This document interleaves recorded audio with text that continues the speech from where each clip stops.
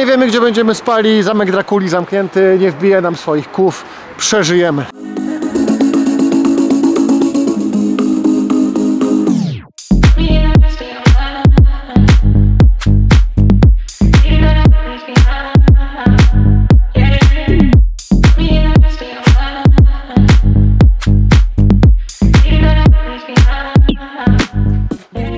Konnichiwa, dzień dobry, witam w nowym odcinku.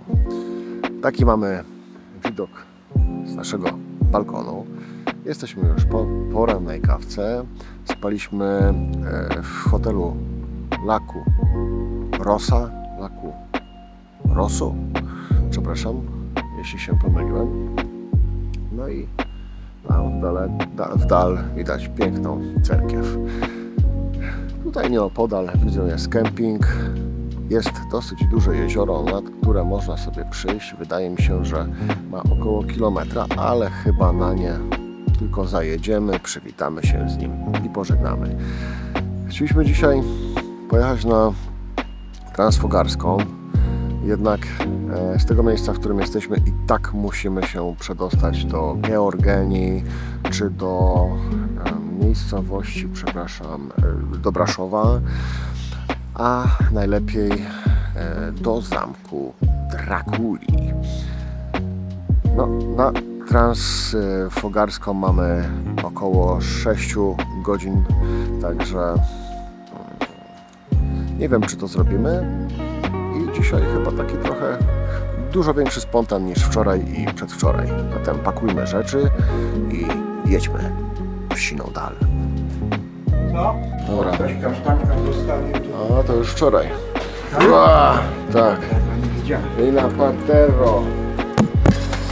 I tak jak wczoraj kończyliśmy dzień, tak dziś znów znajdujemy się w windzie.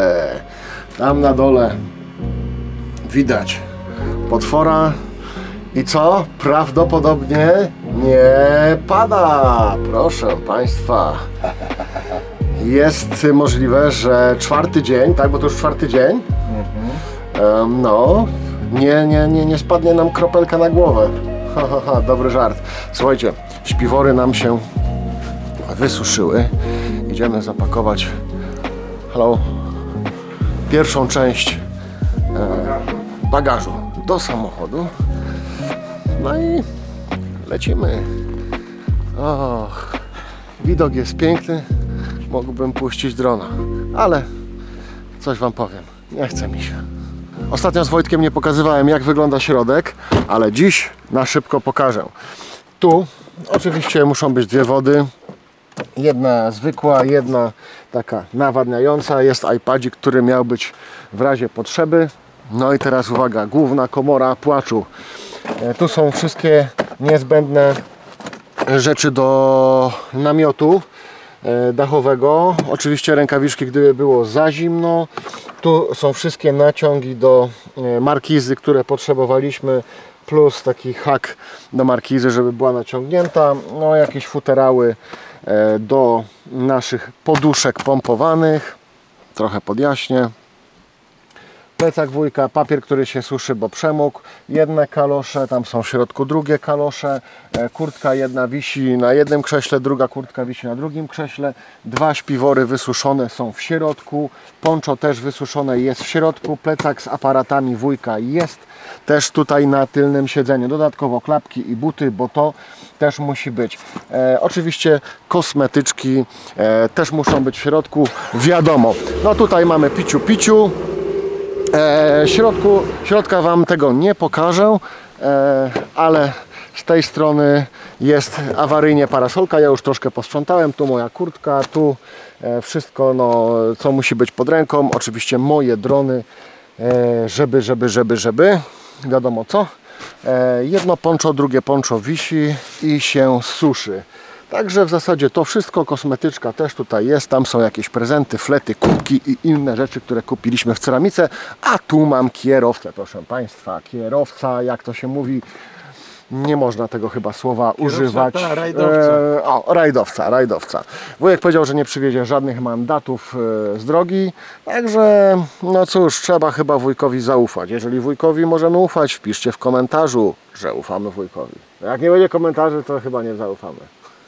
Z racji, że ogląda ten film tylko 25 widzów, komentarzy może być brak. Miejcie to na uwadze. Także co? Ja jestem... Wy jesteście. I wsiadamy i lecimy nie wiadomo gdzie. Ahoj, przygodo. Tak jest, piąteczka. A jeszcze zapomniałem o chipsikach, które dostaliśmy z tego hotelu.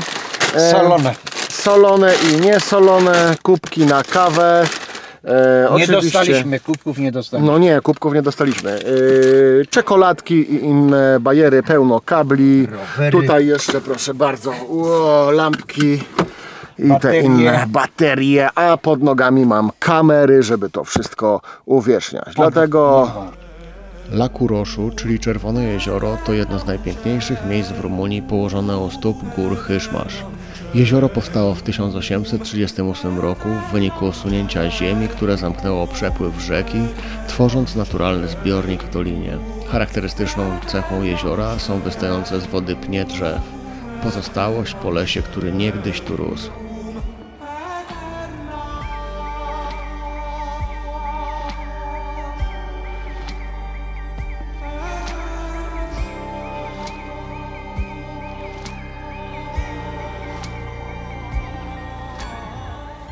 Wujek idzie po kawę. Chciał powiedzieć, że idzie po kawę.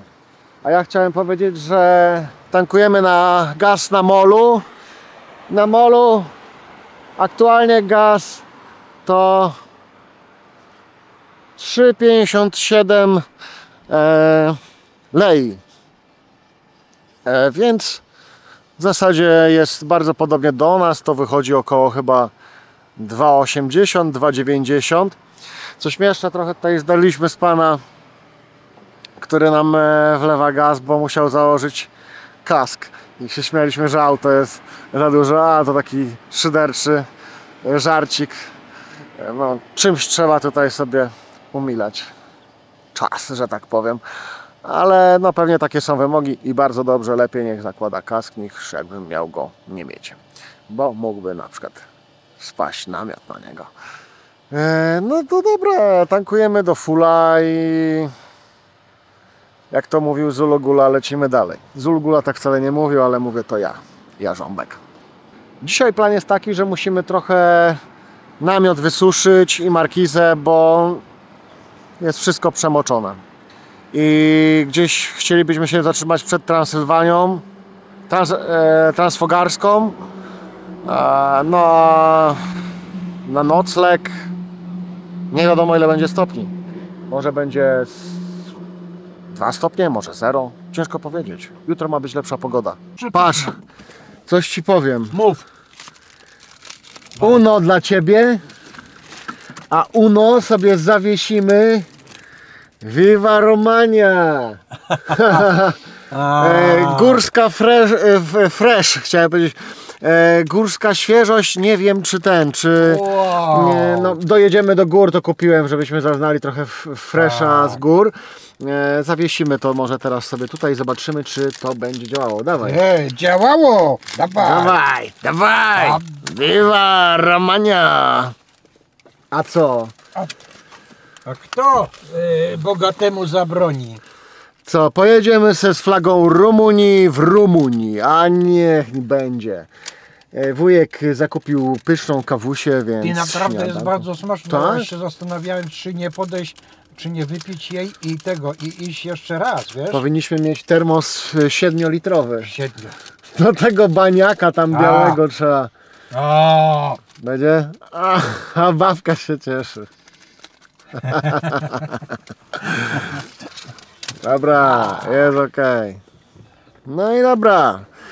Czas ruszyć na Transylwanię. Słuchajcie, minęliśmy przed chwilą znak, że na tej trasie mogą być już niedźwiedzie, także uważamy. Tak. Ja specjalnie kupiłem obiektyw, żeby proszę ciebie 500, żeby fotografować niedźwiedzie. Tak. I wujek jeszcze ani razu nie zrobił żadnego zdjęcia, a ja 3 razy tylko latałem dronem i to dzisiaj w ciągu 4 dni. Także... Ale pogoda idzie ku dobremu i proszę ja was, chyba będzie jednak robione te zdjęcie. Chyba tak, na Chyba to liczymy. tak, No, chyba tak. najważniejsze, pozytywne nastawienie. Już się przyzwyczailiśmy do tego, że będzie... O, jedziesz jak typowy... Rumuna, No co? właśnie. Jeszcze co można dodać, to to, że Rumuni strasznie wyprzedzają, nie? A ja powiem na drodze jedną rzecz. okropnie. A ja powiem jedną rzecz, że tutaj doszliśmy z Marcinem do jednej konkluzji, że warto zatrzymać się, zjechać na bok, bo Rumuni mają troszeczkę bliżej do szpitala. Tak, to prawda. I takie nasze założenie, trzymamy się tego i już. No, No to strasznie ja szybko zrobię- jeżdżą. Rzeczywiście zrobiłem po świńsku, no ale on wolno jechał, także dobra. Było, minęło. Lecimy dalej. Nie powtórzy się to na pewno. Mountain Fresh. Podczas podróży po Rumunii szybko zauważyliśmy, że tutejsi kierowcy mają swój własny, unikalny styl jazdy, zwłaszcza jeżeli chodzi o wyprzedzanie. Na wąskich, krętych drogach często zdarza się, że wyprzedzanie jest dynamiczne, czasem wręcz ryzykowne. Wielu kierowców decyduje się na taki manewr nawet w miejscach, gdzie widoczność jest ograniczona, na przykład na zakrętach czy podjazdach. Wygląda na to, że niektórzy mają wrodzoną wiarę w to, że z naprzeciwka nic nie nadjedzie. Jednocześnie zauważyliśmy, że kierowcy często zjeżdżają na pobocze, robiąc miejsce tym, którzy chcą wyprzedzać. My również stosowaliśmy tę zasadę, dostosowując się do lokalnych zwyczajów. Co kraj, to obyczaj i choć taki styl jazdy wydaje się ryzykowny, to widać w nim pewną logikę. Cieszę się, że mogliśmy tego doświadczyć, bo te niecodzienne sytuacje na drodze pozwalają spojrzeć na prowadzenie auta z zupełnie innej perspektywy.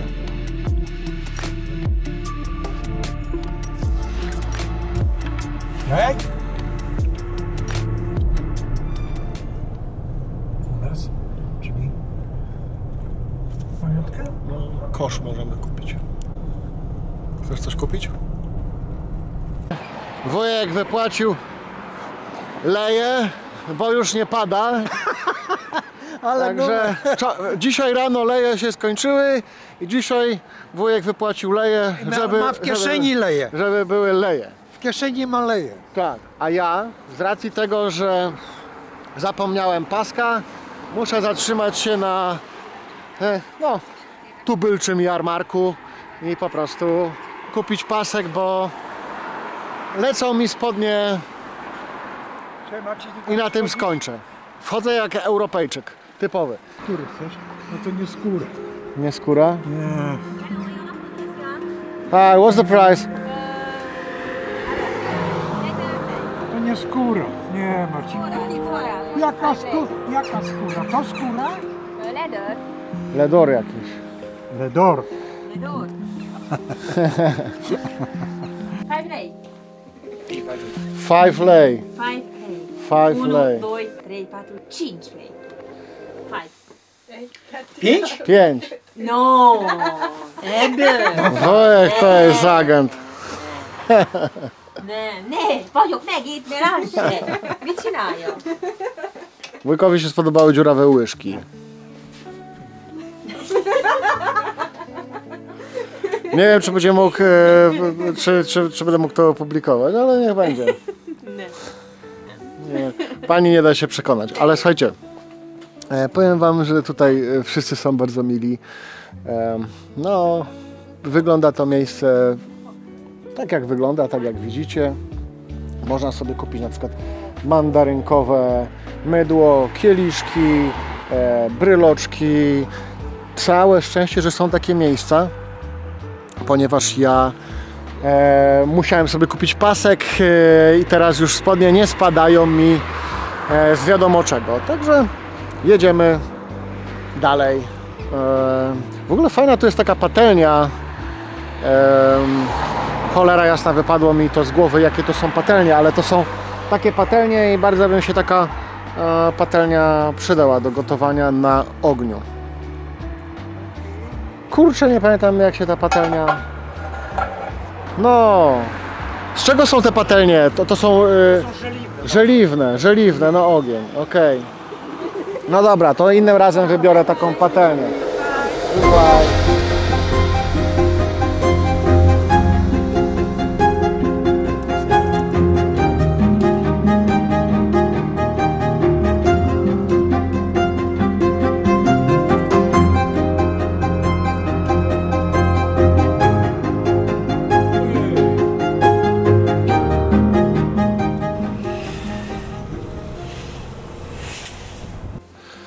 Słuchaj ta, nadszedł czas, że znaleźliśmy się w polu.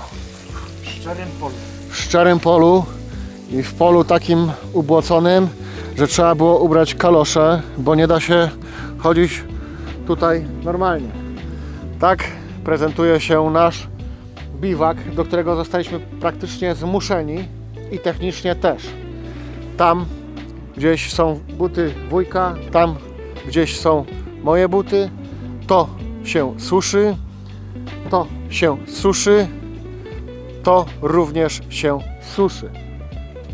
Koła za chwileczkę na przebiczce sobie zobaczycie.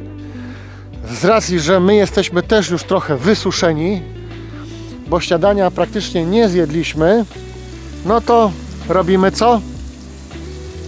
Jedzonko. Co można zrobić? No, cóż możemy zrobić? Co można w ogóle robić w czasie, kiedy to wszystko się suszy? Co się suszy, sosa sucha. Cóż możemy zrobić, jak my nawet nie potrafimy ugotować dobrze wody, bo ją się przepali. No właśnie. Co my możemy zrobić? No. Także jakoś staramy sobie dać radę w tym szczerym polu. W szczerym polu szczere chęci mamy. Ładnie. Kiełbaska się robi, kawka się robi. No, Można chcieć więcej. to się suszy.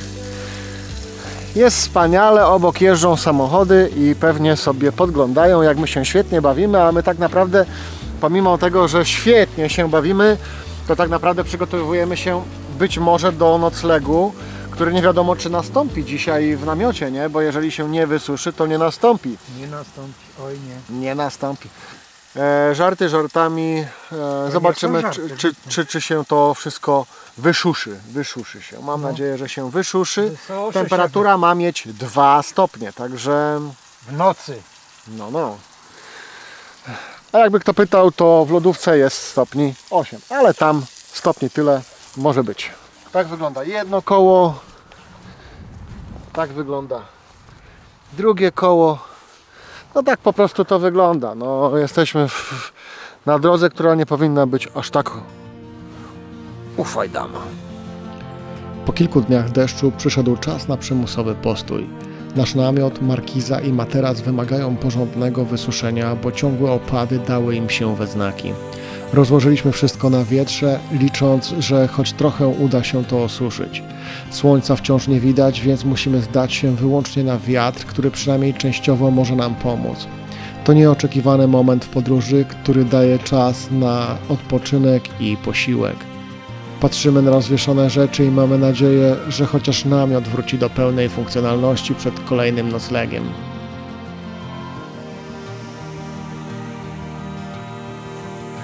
Aktualizacja statusu z naszego biwaku.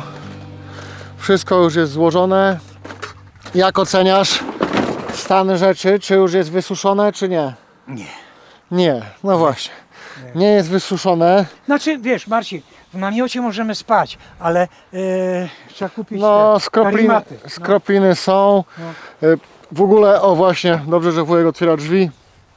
Proszę, tutaj zobaczcie sobie, już siedzi materac. Teraz wujek wyciąga worek na śmieci po to, aby nasze... niezbędnego. Tak, Jana niezbędnego, który pomoże nam utrzymać czystość. Obuwia, bo obuwie w samochodzie trzeba mieć zmienne. Tyle padało, że no, trzeba było wjechać 4x4 i wszędzie jest gliniaste podłoże. Koła są po prostu jakie są, no, takie jak to. Także Protektor 4x4 zdał egzamin. Dawaj lecimy. buty. Dobra, buty. To see you later, alligator. Dzisiejszym celem naszej podróży był słynny zamek Drakuli, znany również jako zamek Bran. To miejsce owiane legendą Włada Tepesza, znanego jako Wład Palownik. Swoją nazwę zawdzięcza on brutalnej metodzie karania wrogów, nabijania ich na pal. Choć historycy podają w wątpliwość, czy Wład faktycznie rezydował w zamku Bran, to miejsce wciąż fascynuje swoją gotycką architekturą i niezwykłą atmosferą.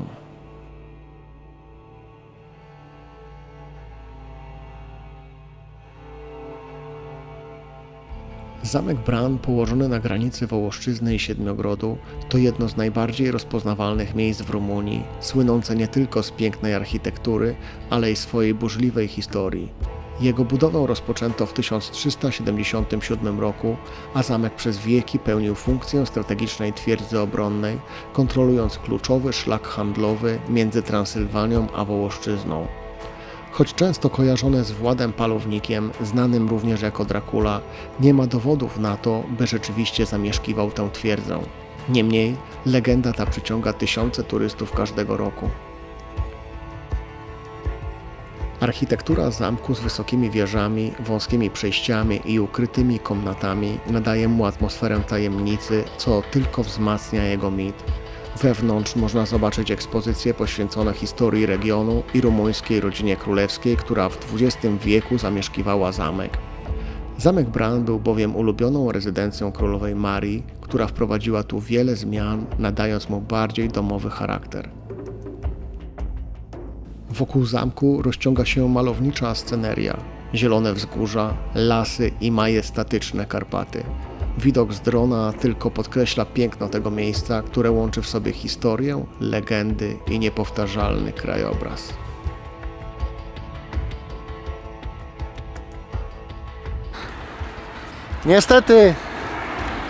Niestety, panocku, wszystkie auta już odjechały, parkingi pozamykane, więc oznacza to jedno: Dracula nie chce wpuścić nas do zamku. Ale to znaczy jedno: przeżyjemy. Przeżyjemy. Nie wbije nam swoich ostrych kłów. Wow! Nie, to chyba nie to. To jak nie to? A, tak, to kasa. No i co? No i co? Chcesz, to mogę ci powiedzieć co. No dawaj, co? Jajco, kurde. Jajco. Ja tego nie powiedziałem. Najlepsze jest to, że możemy zrobić kilka ujęć z zapłotu na zamek Drakuli. No niestety, kurczę, tak to wygląda, że jechaliśmy cały dzień, żeby tu przyjechać, i przyjechaliśmy na zamknięcie. Jeżeli zapytacie, czy sprawdzaliśmy godzinę zamknięcia, to odpowiemy, że nie. Jak? Uważaj, bo cię w głowę uderzy. No właśnie. Także możemy sobie kupić jedynie jakieś, no tak, nie wiem. Mamy aptekę, kupimy Hipsy. coś na uspokojenie. Tak, właśnie, coś na uspokojenie. No nie wiem, pójdziemy zobaczyć jeszcze może z bliska, ale niestety chyba z bliska zobaczymy tylko Liska przed Transfogarską. Także nie wiemy, gdzie będziemy spali. Zamek Drakuli zamknięty, nie wbije nam swoich kłów. Przeżyjemy. Tak, przeżyjemy. Nie wbije, to przeżyjemy. Lipa jak CH. Super. Super. Najlepsze jest to, że wszystko już jest wokół pozamykane. O, możemy sobie jednak na powrót kupić hot doczka. No i tyle. Zobaczcie, tutaj jakiś piękny zamok. No, zrób Dracula. No, ten bankomat mogli postawić w innym miejscu. Co tu wszystko pozamykane macie? No niestety. Nic nie zrobimy. Także Brama też jest. gryziemy bramę z zamku Drakuli.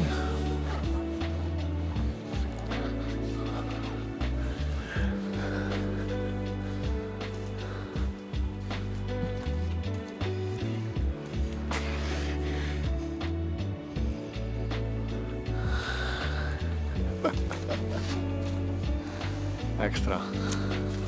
Dobra robota. Piąteczka. Tak miało być. Tak miało być. Powiem ci coś. No, lipa jak CH. To może nie, ale gdybym to ja jechał, to na pewno byśmy zdążyli. Myślę, że tak. No dobra. Okej, to pokażę wam taki zalążek z innej kamery.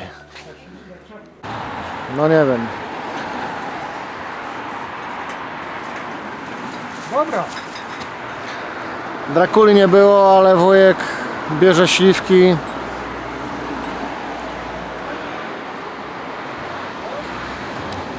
Co mogę powiedzieć? Tak się chyba zdarza, jak po prostu, no dzisiaj mieliśmy taki dzień, żeby się właśnie, straciliśmy dużo czasu właśnie na suszeniu namiotu, no to jest to, że musieliśmy wysuszyć namiot i tam trochę nam czasu to zabrało. W zasadzie to też nie wiemy, gdzie będziemy spać. Czy w hotelu, czy w namiocie. Mamy jeszcze, no chcielibyśmy podjechać pod Transfogarską. Jeżeli mamy stracić ten dzień, że tak powiem, no to straćmy go już tak, żeby chyba dojechać do Transfogarskiej i tam po prostu rozpocząć dzień. Dobra śliwka była? Kosztuj. No teraz później może. Kosztuj. Dziękuję.